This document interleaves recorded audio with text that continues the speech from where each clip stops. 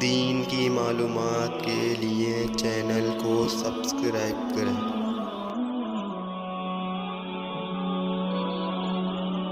نحمدہ ونصلی علی رسولہ الکریم اما بعد۔ محترم ناظرین کرام، السلام علیکم ورحمۃ اللہ وبرکاتہ۔ ہمارے یوٹیوب چینل دین کی معلومات پر آپ حضرات کا خیر مقدم ہے۔ آج کی اس ویڈیو میں ہم بات کریں گے مکروہات نماز کے تحت۔ مکروہات نماز کا مطلب ہے ایسی چیزیں جن کو کرنے سے نماز ٹوٹتی تو نہیں ہے، فاسد تو نہیں ہوتی ہے، لیکن ان چیزوں کے کرنے سے نماز میں روکا گیا ہے اور ان چیزوں کے کرنے سے نماز مکروہ ہو جاتی ہے اور ثواب کم ہو جاتا ہے۔ ان میں پہلی چیز ہے کپڑوں کو مٹی سے بچانے کے لیے سمیٹنا۔ لہٰذا ہمیں چاہیے کہ ہم جہاں نماز پڑھ رہے ہیں وہاں کی ہم صفائی ستھرائی رکھیں تاکہ ہمیں نماز وقت میں اپنے کپڑوں کو سمیٹنا نہ پڑے اور ہماری نماز مکروہ نہ ہو۔ اس لیے ہمیں ہر ایک شخص کو مسجد کی جھاڑو وغیرہ لگاتے رہنا چاہیے، دھلائی وغیرہ کرتے رہنا چاہیے۔ یہ چیز جو ہے مسجد کے امام یا متولی یا مؤذن پر نہیں چھوڑنی چاہیے۔ ہمیں خود بھی جو ہے اس چیز کا اہتمام کرنا چاہیے کہ مسجد صاف ستھری رہے اور کسی کی نماز مکروہ نہ ہو کپڑے سمیٹنے سے۔ نمبر 2 ہے اپنے کپڑوں یا بدن سے کھیلنا۔ بہت سے لوگ بٹن وغیرہ سے کھیلتے رہتے ہیں، یوں کرتے رہتے ہیں، تو اس طرح سے نماز میں نہیں کرنا چاہیے، اس سے نماز مکروہ ہے۔ نمبر 3 ہے پاخانہ پیشاب کو روک کر نماز پڑھنا۔ یاد اگر کہ تو پیشاب یا پخانہ لگ رہا ہے تو اسے چاہیے کہ پہلے اسی سے فارغ ہو جائے، اس کے بعد نماز پڑھے۔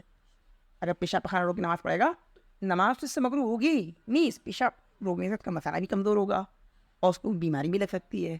اس لیے اسلام نہیں چاہتا ہے کہ آپ کوئی بیماری لگے، آپ کے اندر کمزوری آئے، اس لیے آپ پہلے اس سے فارغ ہو لیجیے پیشاب پخانے سے، پھر آرام سے نماز پڑھیے وضو کر۔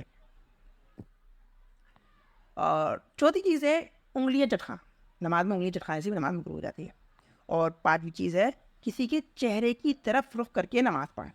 یعنی کوئی شخص جو ہے ہمارے سامنے بیٹھا ہوا ہے منہ کر کے اور ہم اس کی طرف منہ کر کے نماز پڑھیں گے تو نماز مکروہ ہو جائے گی۔ ہاں، کوئی پیٹ کر کے بیٹھا ہوا ہے اس کی طرف پیٹ کر کے نماز پڑھے تو نہیں ہوگی، لیکن چہرہ اگر نمازی کے سامنے ہو رہا ہے تو نماز مکروہ ہو جائے گی۔ اسی کے پیش نظر بعض علماء کرام نے اس چیز سے منع کیا ہے کہ مسجد میں اس طرح کے شیشے لگائے جائیں، مطلب اس طرح کے ٹائلس لگائے جائیں جو ایک دم شیشے کی طرح ایک دم صاف اور شفاف ہوں اور نمازی کا چہرہ ایک دم صاف اس میں نظر آ رہا ہو، جیسے شیشے میں آتا ہے۔ ایک تو دھندلا نظر آ رہا ہے، اس سے کوئی فرق نہیں پڑے گا نماز میں، لیکن ایک دم صاف نظر آ رہا ہے، ایسا لگ رہا ہے کہ سامنے آدمی کوئی کھڑا ہوا ہے، تو اس سے بھی نماز مکروہ ہو جائے گی۔ بعض علماء نے اس کو لکھا ہے، اس لیے اس چیز سے ہم کو بچنا چاہیے۔ ہاں، دھندلا سا اگر نظر آ رہا ہے تو اس سے کوئی فرق نہیں پڑتا، صاف نظر آ رہا ہے تو اس سے بعض علماء کے نزدیک مکروہ ہو جائے گی نماز۔ اور نمبر 6 ہے ایسے کپڑے پہن کے نماز پڑھنا جس پر جاندار کی تصویر۔ لہٰذا ہم کپڑے خریدتے وقت ہمیں اس کا خیال رکھنا چاہیے کہ ہم جو کپڑے خرید رہے ہیں اس پر کسی چیز کی تصویر نہ ہو۔ اور نمبر 7 ہے جہاں پر کسی جاندار کی تصویر ہو، دائیں بائیں رائٹ لیفٹ یا سامنے یا اوپر، تو وہاں نماز پڑھنے سے بھی نماز مکروہ ہو جاتی ہے۔ لہٰذا ہمیں اپنے گھروں کے اندر دیواروں پر تصویریں نہیں لگانی چاہیے، کیونکہ گھر میں عورتیں نماز پڑھتی ہیں اور اگر اس طرح سے تصویریں لگی ہوں گی تو ان کی نمازیں مکروہ ہو جائیں گی۔ اور نمبر 8 ہے بیچ راستے میں نماز پڑھنا۔ بیچ راستے کا مطلب یہی نہیں ہے کہ راستے میں نماز پڑھنا، یعنی ہر ایسی جگہ پہ نماز پڑھنا جہاں سے آنے جانے والوں کو دقت ہو، نماز مکروہ ہو جائے گی۔ اسے دیکھتے مسجد کے اندر بہت سے لوگ جو ہے پچھلی صفوں میں نماز پڑھتے ہیں ایک دم پیچھے، اس کی وجہ سے کسی کو اگر آگے کی صف میں جانا ہو دقت ہوتی ہے اور اس کو بہت گھوم کے جانا پڑتا ہے۔ لہٰذا ہمیں اگلی صف میں نماز پڑھنی چاہیے۔ پیچھے نماز پڑھنے تو ہمیں کسی جو ہے ستون کی یا پلر کی آڑ میں نماز پڑھنی چاہیے جس سے گزرنے والوں کو دقت نہ ہو، یا کوئی چیز ہم سامنے رکھ لیں۔ اور نمبر جو ہے 9 ہے نماز کی کسی سنت کو چھوڑ دینا۔ یعنی نماز میں جو چیزیں کرنا سنت ہے ان چیزوں کو اگر ہم چھوڑ دیں گے تو اس سے بھی نماز مکروہ ہو جائے گی۔ مثلاً سبحان ربی الاعلیٰ نہ پڑھیں، سبحان ربی العظیم نہ پڑھیں، اگر یہ چیز ہم چھوڑ دیں گے تو نماز مکروہ ہو جائے گی۔ نمبر 10 ہے نماز میں آسمان کی طرف یا ادھر ادھر دیکھنا، اس سے بھی نماز مکروہ ہو جائے گی۔ اور یہ حکم صرف 5 وقت کی نمازوں کے لیے نہیں ہے بلکہ ہر نماز کے لیے ہے، نماز جنازہ کے لیے بھی ہے۔ اب بہت سے لوگوں کو دیکھا گیا ہے کہ نماز جنازہ میں جب اللہ اکبر کہا جاتا ہے، تکبیر کہی جاتی ہے، تو آسمان سے اپنے چہرہ اڑاتے ہیں، اللہ اکبر، अल्लाहु अकबर, ये गलत है, इससे नमाज मकरूह हो जाएगी, इससे बचना चाहिए, लोगों को रोकना चाहिए। कहीं भी ऐसा देखें तो लोग उठोगे, नमाज़ आदमी हमें चेहरा ऊपर की तरफ नहीं उड़ा रहा। 11वीं चीज़ है सूरतों को तरतीब के खिलाफ पढ़ना, यानी जो तरतीब कुरान पाक के अंदर है सूरतों की, पहले अलम तरा है, फिर इलाफी है, फिर अराईत लदी है, फिर इन्ना आतीना है। अगर कोई इसके खिलाफ पढ़ता है, इन पर इन्ना आतीना पढ़ता है, फिर अराईत लदी पढ़ता है, फिर इलाफी पढ़ता है, फिर अलम तरा कैफ पढ़ता है, तो नमाज मकरूह हो जाएगी। इसलिए हमें तरतीब के साथ में सूरतों को याद करना चाहिए, तरतीब को याद रखना चाहिए। इसमें 12वीं चीज़ है, 2 सूरतों के दरमियान कोई छोटी सूरत छोड़ देना, इससे भी नमाज मकरूह हो जाएगी। छोटी सूरत में नहीं, 3-4 आयत वाली, जैसे कि वलिया काफिरून पढ़ा, फिर उसके बाद तब्बतीदा पढ़ दी, बीच में इन इदा जा नसरुल्लाह छोड़ दी, तो इससे नमाज मकरूह हो जाएगी। हाँ, अगर बड़ी सूरत छोड़ दें 1-2 सफ़े की, तो उससे नमाज मकरूह नहीं है। और 13वीं चीज़ है दूसरी रकत को पहली रकत से लंबा कराना, यानी दूसरी रकत को लंबा कर दिया तो इससे भी नमाज मकरूह हो जाएगी।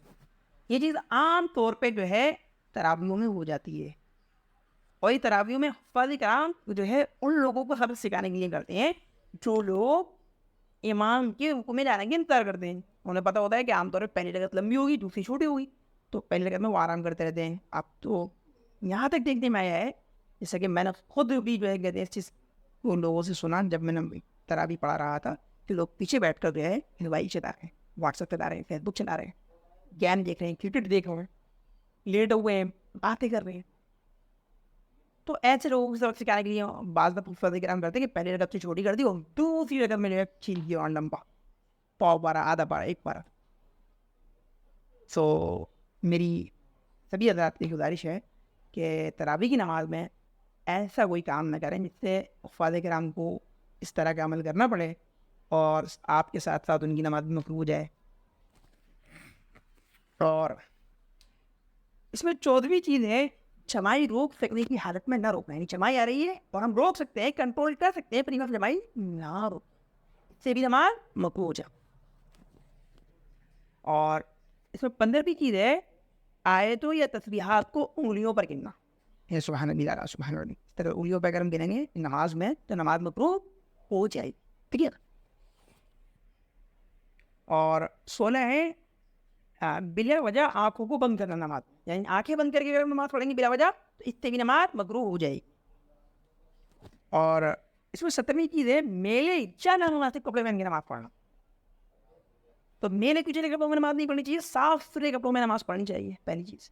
दूसरी चीज़ ये नामुनासिब तो मुराद ये है कि ऐसे कपड़ों में नमाज नहीं पढ़नी चाहिए कि जिन कपड़ों को पहनकर हम बाजार में नहीं जा सकते हैं, महल्ले में नहीं निकल सकते हैं, रिश्तेदारों या पड़ोसियों के यहाँ नहीं जा सकते हैं, अपनी ड्यूटी पर नहीं जा सकते। आम तौर पर ये गलती लोग फजर की नमाज में करते हैं। मिसाल के तौर पर नाइट सूट जो होता है, नाइट सूट पहन के कोई ऑफिस में जा सकता है या रिश्तेदार वगैरह में जा सकता है क्या? क्योंकि क्या होता है वो पहन हुए नाइट सूट और उठे जल्दी से, आके मसली जल्दबाजी में जो है कहते हैं जल्दी से ऊपर से उतर डाला और लोवर के अंदर जो नमाज़ पढ़ने चले गए, लोवर बनियाना नमाज़ पढ़ रहे हैं या लुंगी के अंदर नमाज़ पढ़ रहे हैं।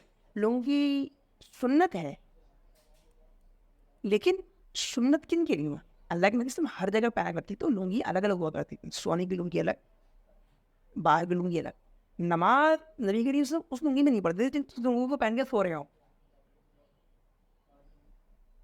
तो लुंगी पहनना सुन्नत है, इसमें कोई हरज नहीं है, जिसको लुंगी पहने शौक से पहने, लेकिन लुंगी का स्टेटस उसके ये होना चाहिए तो दूसरों के यहाँ पैंट शर्ट कुर्ता पजामे का है, यानी कि वो लुंगी पहन के जो है बाजार में भी चला जाए, अपनी जॉब पे भी चले जाए, रिश्तेदारों में भी चले जाए, पड़ोसी में भी चले जाए, फिर वो नमाज पढ़ने आता है तो कोई हरज नहीं है, उसकी लुंगी जो है साफ सुथरी, वो कोई मसला नहीं। लेकिन अगर किसी शख्स का मामला ये है कि वो लुंगी तहमत सिर्फ सोते वक्त इस्तेमाल करता है, घर के अंदर इस्तेमाल करता है, घर के बाहर इस्तेमाल नहीं करता है, और घर के बाहर इस्तेमाल करने को वो अपनी बेइज्जती समझता है, अपने स्टेटस से गिरी हुई चीज़ समझता है, ऐसा शख्स अगर आगे में चलते हुए और लुंगी जो पहन के सो रहा था उसी लुंगी में जो है ऊपर से खुद लड़ा के नमाज पढ़ने आएगा तो नमाज मकरूह हो जाएगी। इस चीज़ का ख्याल रखें। लिहाजा इसके अंदर कोई हम ख़ास कायदा नहीं बना सकते हैं कि कौन से कपड़े नामुनासिब होंगे, कौन से नहीं होंगे। हर जगह हर इलाके के एतबार से अलग अलग होगा। इसमें मजदूरों के लिए अलग हुक्म होगा, पढ़े लिखे लोगों के लिए अलग हुक्म होगा, मालदारों के लिए हुक्म अलग होगा, गरीबों के लिए अलग होगा। غریب اور مزدور 2 لوگ ہیں جن کے پاس کپڑے زیادہ نہیں ہیں اور ان کے لیے بار بار کپڑے بدلنا مشکل ہے، اور کام کرنے والے ہیں جس کی وجہ سے کپڑے میلے کچیلے ہو جاتے ہیں، اور وہ انہی حالت میں جو ہے بازار بھی جا رہے ہیں، سب جگہ جا رہے ہیں، اور بعض دفعہ فنکشنوں میں بھی انہی کپڑوں میں چلے جاتے ہیں. تو ایسے لوگوں کی نماز مقبول نہیں ہوگی. تو اس میں ہر طرح کے لوگوں کی الگ الگ حکم ہوگا، ایک حکم سب کے لیے نہیں ہوگا. اچھا، اس میں 18ویں چیز ہے چست اور فٹ کپڑے پہن کے نماز پڑھنی. چست اور فٹ سے مراد یہ ہے کہ اتنے تنگ کپڑے پہن کے نماز پڑھیں جس سے باڈی کا جو سائز ہے وہ صاف نظر آئے کہ کون سی چیز کتنی موٹی کتنی پتلی.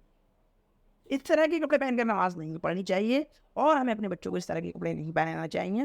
یہ چیز جو ہے مردوں سے زیادہ عورتوں کے اندر پائی جاتی ہے کہ وہ بہت زیادہ چست کپڑے پہننے لگی ہیں فیشن کے اندر.